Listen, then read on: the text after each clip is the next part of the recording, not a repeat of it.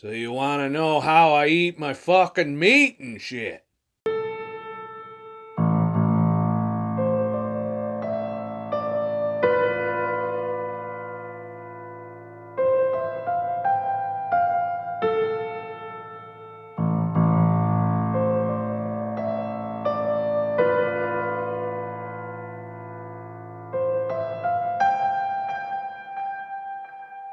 Well, one of you asked me in the comments, some of you are curious about carnivore, but you're thinking you can't do it because you can't cook.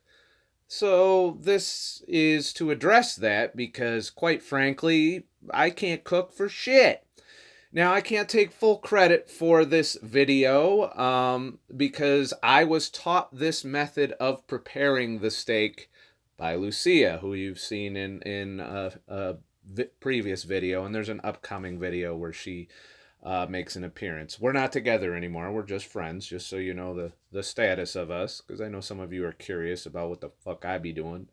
But for the most part, I'm very thankful that she taught me this method of preparing steak. So I'm just going to run through it with you, and so that you can make it a little bit easier, because this really doesn't take very long. It generally takes 10 minutes tops, 15 minutes if you want to get super elaborate with it. And I want to explain a little bit as I go, the ins and outs of cooking your own meat. And honestly, to really truly be healthy, you have to cook because our restaurants are filled with bad shit. Vegetable oils commonly used. Sugar gets added to just about everything. Breading gets put on everything. Bread gets brought out to you. They give you these, 1,000 to 1,200 calorie sugar filled, like 76 gram of sugar fucking pieces of cake at the end of your fucking meal. They tempt you with all kinds of things to help you break your diet. So if you take yourself out of that environment and you go into the store and you buy yourself some fucking good quality meat, if it's available to you. Obviously, if you're in a food desert, this is probably not a video that you're easily going to be able to do. But the other thing is the cost. If you're going organic, you're going to pay more.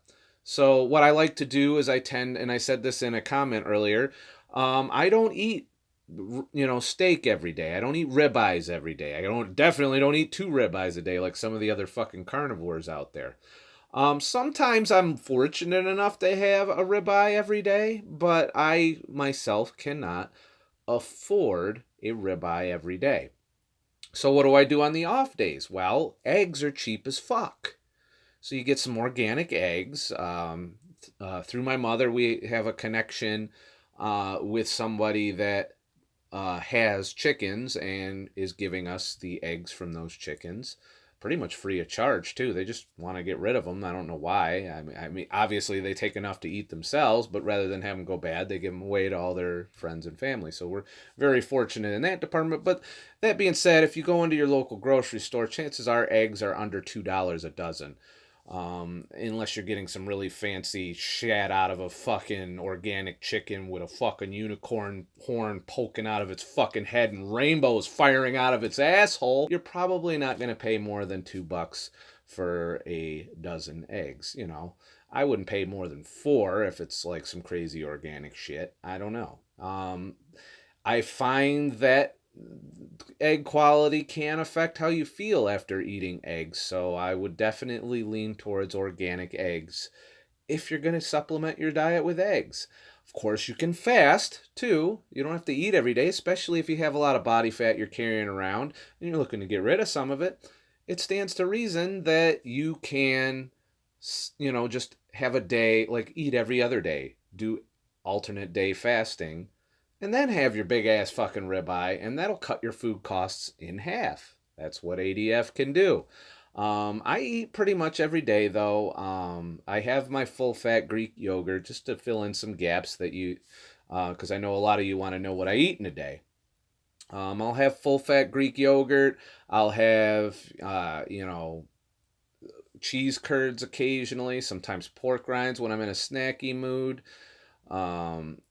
And lots of heavy cream. There's heavy cream in my coffee. I do drink coffee on the carnivore diet. It's okay. It doesn't move the needle, doesn't change my results at all, so I include it. And that's kind of why I use carnivore as a baseline, because I know what I can have that is safe, that does not give me the symptoms that I'm trying to avoid. And that's what I use the carnivore diet for. I do not want to be carnivore all the time. There's too many foods I enjoy on keto that if I can tolerate them, and if they aren't causing me serious harm, I will eat them. And that usually means some spinach here or there, some low carb tomato sauce here and there. I like to make my pizza topping dishes, which includes some processed pepperoni. So that's obviously not healthiest. But like I said, it's about figuring out what makes me feel like shit and what doesn't. And this particular carnivore diet challenge that I'm doing, I want to know what the fuck is causing me the up down cycle the most. And not, like I said, the number one suspect is nuts right now because they're very fibrous, and I know I have leaky gut, which is why I get depression and allergies. So somehow those nuts are either feeding some bad bacteria that I'm getting that eat that fiber, and somehow that's getting into my bloodstream, or the nuts themselves have allergens that are getting into my bloodstream and causing me these issues. So I obviously want to double check that. The other suspect is Halo Top, and I'm very careful when I select Halo Top. I don't get anything with grain in it whatsoever. Most of the ingredients tend to be organic. They use a combination of sugar and erythritol and stevia to sweeten it and also to keep the calories down. I think that's mainly why they do it. But you can keep your grams under 30 grams a day and have a serving of that. It's like 100 calories out of your fucking day. You're fine. And that's a good substitute dessert for me, and I'd like to know if that's the cause. So the first thing I'll probably reintroduce is Halo Top for a while to see how that affects me, and I suspect it's not going to affect me much. There is a little bit of what they would call prebiotic fiber in Halo Top, which I'm wondering how that does. And the other thing I want to reintroduce along with that is 100% Baker's chocolate, which I haven't had in a long while, and I didn't have it the entire carnivore or keto recovery period that I did after St. Lucia. So those are two things that I want to do differently. So let's make us some fucking meat, all right? And I'll show you.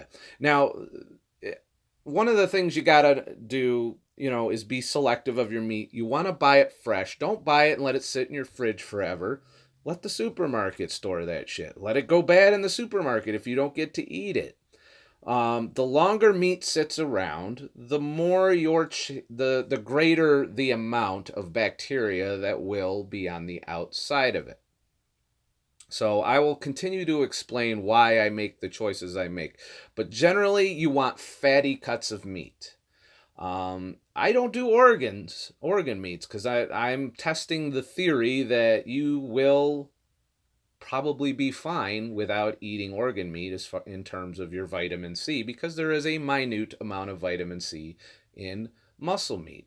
And, also eating sausages and all of them, the other, combinations of parts from animals that you're pretty much eating. I don't tend to eat those raw, though, so the vitamin C gets cooked out. And that's the problem with vitamin C, is it does get cooked out. When I'm ketogenic, I get vitamin C from that low-carb tomato sauce. But while I'm carnivore, I rely on my very rare steaks because if you overcook it, you're not getting any vitamin C at all. But if you have a nice, raw middle, even though you cooked the outside of it, then you get some of that vitamin C because you didn't cook it out of the meat. So let's get into some fucking meat. If you're a vegan, this is the time to turn the shit off, because what you're about to see may offend you or something. Might be offensive to your not cooking animal sensibilities. And I'm not here to do that. I'm here to teach motherfuckers that are carnivore how to eat some fucking meat. So let's eat some fucking meat. Now, the first thing to think about after you get your meat is how to prepare it before you cook it. If you just came back from the supermarket, you tend to just not even bother with the refrigerator, let it sit out a little bit, but not too long, nothing. 20 minutes is a good amount. And you're going to want to either cook it the way it is, salt it, especially if you're concerned with salt. I do seasoning. This is also something that's questionable for the carnivore diet. Because there's like a little bit of garlic in there. There's, pepper, salt, because I use Montreal seasoning. Once again, I've done this before and have found it did not affect my carnivore results in terms of what I do carnivore for, and that's to reset my mood and to reset my allergies and energy levels. All of those things go fine with the seasoning, but if you think that it could cause you an issue, then don't do it. But I love the flavor of this particular meat with this particular Montreal seasoning. It's by McCormick, and no, they aren't sponsoring me or none of that shit. So the first thing you do is you take the meat and you dry it off with a paper towel. I never would have figured this shit out. Lucia taught me that. She also taught me how to work it in. So if you're gonna season your meat, basically you want to work it into the meat, not just like sprinkle it on like this, but you want to get in there with your hands. And of course, if you're worried about some bacteria and shit, just wash your hands before you fuck around with anything else. And wash your hands beforehand. But then you just work it in, and this also I find tenderizes the meat a little bit. But basically, you're just trying to work your seasoning into the meat. You want to do this kind of like before you let it sit a little bit too, so you can just kind of let it absorb some of the flavor of whatever seasoning you're choosing to do. I use a pretty generous amount of seasoning on here, and it's to taste, obviously, but I like a nice, strong, seasoned steak, so that's what I do in terms of seasoning. So while you're seasoning it, you can do some other prep, or while it's sitting, if you got some time, about 3 or 4 minutes before you're ready to start cooking, you want to fire up your pan. Some people use broiler. I prefer to use the pan, even though it does smoke up your kitchen a little bit. So hopefully you have like a hood fan or something on your stove. But if not, make sure your smoke alarms aren't on or your windows are open or whatever if you're, worried about that kind of thing. But you want to preheat the pan to, for about 3 or 4 minutes at about 7 or 8 out of 10 on your little knob dial. This is a gas stove. It's a little different for everybody, but you want a fairly high heat for this whole cooking process. You're not slow cooking this. You're searing it, and you're eating the middle pretty much as raw as you can get it. Now, if you want to cook it more thoroughly and you're not down with raw meat at all, or raw in the middle at least, then obviously you want to do it a little differently than I'm doing here, and maybe turn the heat down a bit and let it cook a bit longer than I do. But this is the way I've got it down to a science. It's almost the same every time. The only thing that varies is the amount of time I leave it on the pan, and that's based on thickness. And for this particular thickness, which isn't very thick, I've had almost a little over an inch thick, and this is probably about a half-inch thick steak, or 3/4 of an inch steak, in which case 3.5 minutes I do for the thinner cuts, and for the thicker cuts I do 4 to 4.5 minutes, depending on how raw I want to go. If I really want it to be raw in the middle, on a thick cut of meat, I will straight up just leave it at 3 minutes or 4 minutes. 4 minutes. 3 minutes is still, it'll be really raw if you do a thick cut at 3 minutes. So you can up it to 4 minutes and still get plenty of rawness in the middle, which is the goal for me. Like I said, I like the mix of it, the searing of the outside to kill off all that bacteria out there, and then some of the, raw goodness on the inside. And I have yet to get sick doing this, so that's something to keep in mind as you go. I can't, now before you hold me liable, this is at your own discretion. I can't guarantee you won't buy some fucked up meat and get sick. Also, ground beef is definitely an at your own risk. I tend to leave it at rare as well and cook the outsides when I do like a hamburger patty, which is cheaper than this, by the way. It is cheaper to use 80% fat organic ground beef than it is to go and buy an organic ribeye, and you get pretty much a pound of meat with some fat. So you use a timer. Sometimes I use this timer, sometimes I use my phone. Like if you just tell your phone via Google or whatever your Apple shit is, Siri, ask it to start a timer for 3.5 minutes, and you don't even have to touch it. It'll just do it. And then, once that timer's over, you do it 3.5 minutes on each side is what I did for this particular meat. I put nothing in the pan to start with. That doesn't mean I'm not going to put anything in the pan to cook it with. But for the first side and about halfway through the second, when I flip it over, there's, pretty much no like butter or anything or grease or coconut oil or whatever the fuck fat you want to add. But you will be adding fat to this.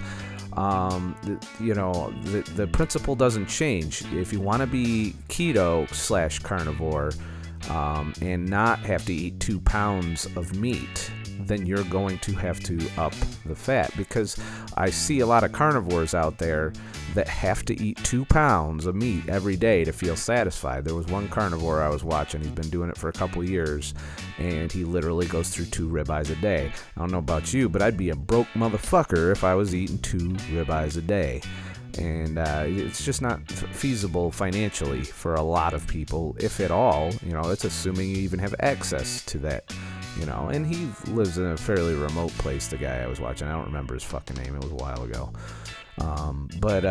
He lives out in the wilderness, and he's doing it. And he's doing it for autoimmune, by the way. He wasn't doing it for weight loss. Didn't look like he needed to lose any weight, but he was having some serious skin reactions and other problems that all cleared up on the carnivore diet and shit.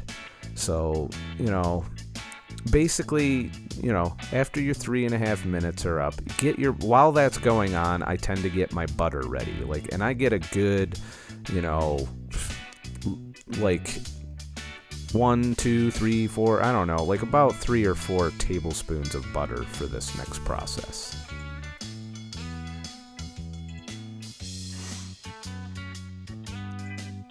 So you go in, you flip it over, and you start your clock again, 3 minutes, 30 seconds. Once it's going again, you want to, put the butter in and let it melt and swirl it around with your tongs and, just kind of work it around till it's all melted. Once it's all melted, you're going to want to try and lift the meat a little bit and let it kind of flow under the meat a bit, and just you're spreading it all over the bottom of the pan.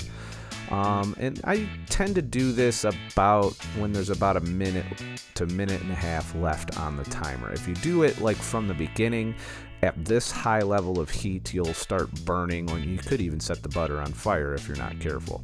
So basically, you want to kind of keep this step till the last second, just enough to melt the butter and let some of it soak into the bottom of the meat. And then after that, your timer is going to go off. And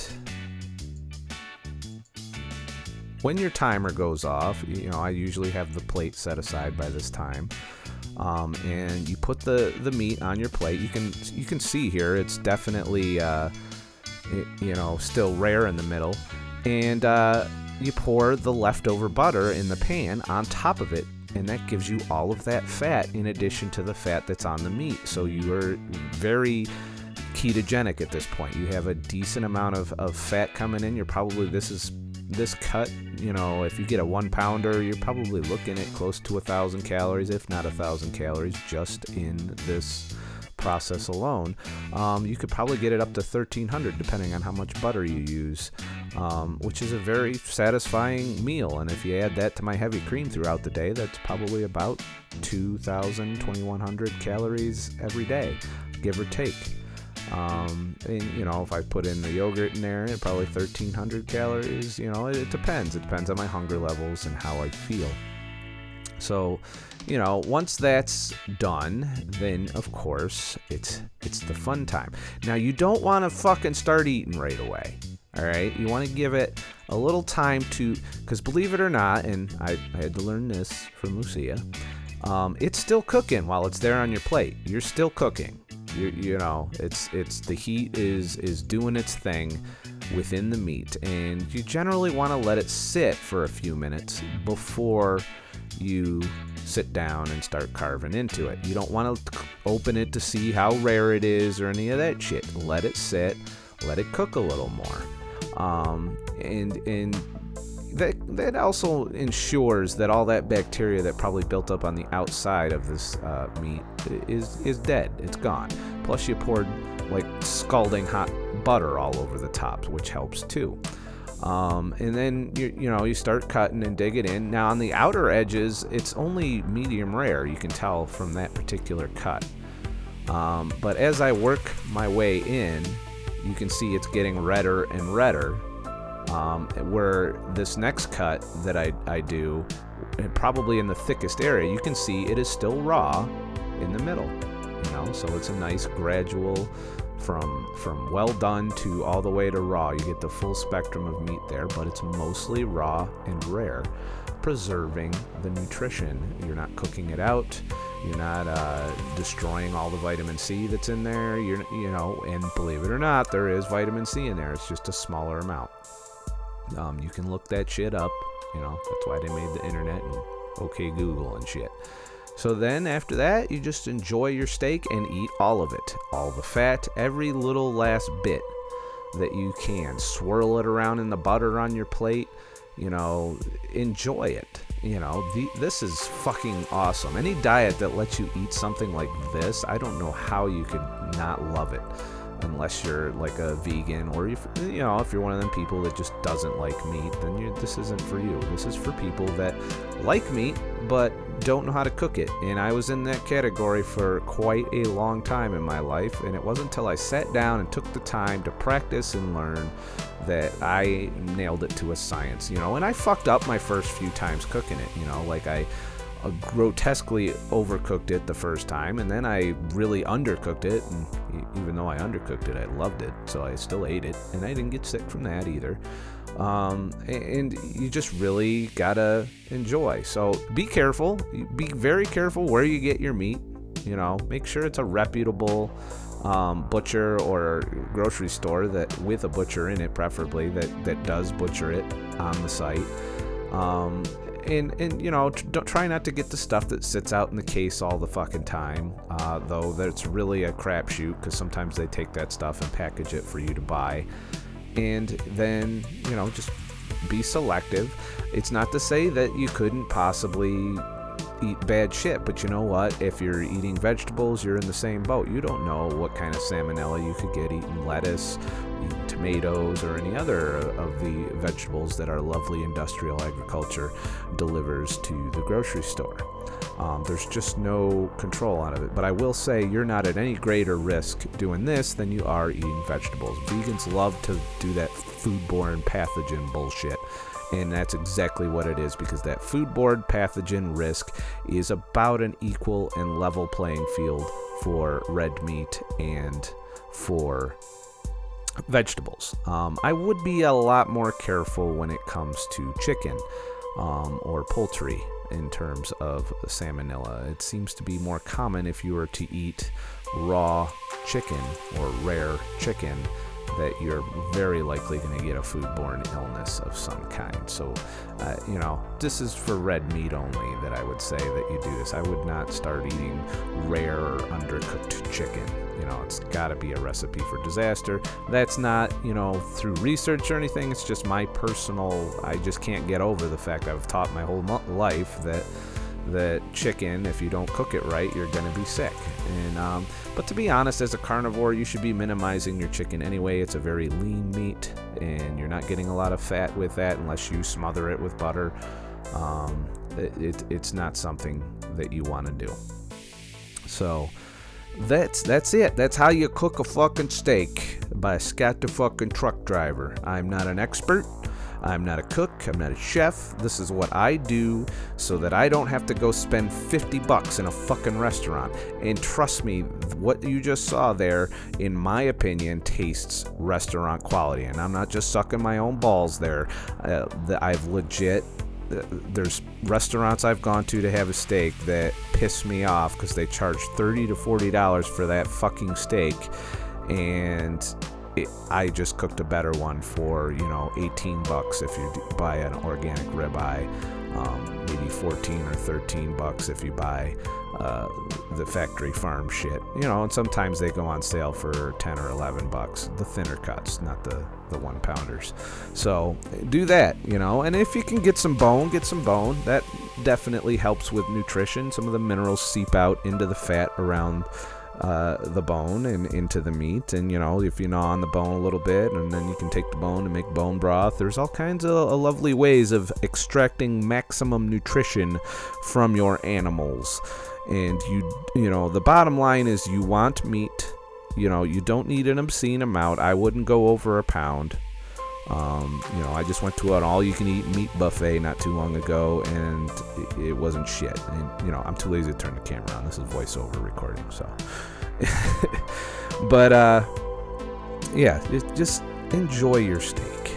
And know that you basically, within 10 minutes, can prepare a restaurant-quality steak cooked to your liking, seasoned the way you want it to be seasoned. And if you don't know shit about seasoning, you can always experiment here and there, or even get some seasonings and cut the meat after you prepare it and just kind of sample the seasonings, and then prepare it in much the same way where you work your favorite seasoning in. Just be mindful of what is in that seasoning. Garlic and peppers, and I think there's a touch of soybean oil, which is probably the only really questionable thing in that. It's so far down on the ingredient list, I don't think it's going to move the needle, but I'm not happy that that's part of my, Montreal seasoning. So, and if I ever had an issue on the carnivore diet, obviously I would test, whether or not that seasoning is making a difference. So it's all about elimination diet and shit. So I'm not an expert, I'm just an asshole. Please like and subscribe for more motherfucking videos, and I'll make more motherfucking videos, And if you like what you see, you found this helpful, I just saved you a bunch of money from having to go to fucking restaurants, go ahead and head to ScottTheTruckDriver.com and leave a tip in the virtual motherfucking tip jar. By the way, while you are watching this, my podcast is either underway or will be posted on Friday. Alongside this video, so you can head to ScottTheTruckDriver.com and get my latest podcast for just $5 a download. And before our Patreon collapses, you can still get in there, but I would hold off right now on becoming a new patron on Patreon because I haven't quite decided what to do about this current drama. I will be talking about this during the podcast with my patrons who currently get all the podcasts for their monthly contribution. I want to see what the thought is, because I did lose some patrons because of this Patreon drama. If you're unsure of what I'm talking about, just Google Patreon and censorship, or Patreon and Sargon, and all these other drama fucking things going on with Patreon right now. So just to keep you posted, I'm trying to figure this Patreon shit out and how to approach it, both as a business person, but also as somebody who believes in the freedom of speech. and, you know, how platforms shouldn't, even if the person saying shit is an asshole and sucks, they don't deserve to have their channel brought down, you know, just on that merit alone. In that case, you know, how long before they take my Patreon down because I say fuck all the time? Or, you know, earlier when I was talking about my balls, you know, I'm pretty sure that if they knew, they'd probably stop me from using that platform, which is one of the reasons I started ScottTheTruckDriver.com in the first place. Have a nice motherfucking day and shit.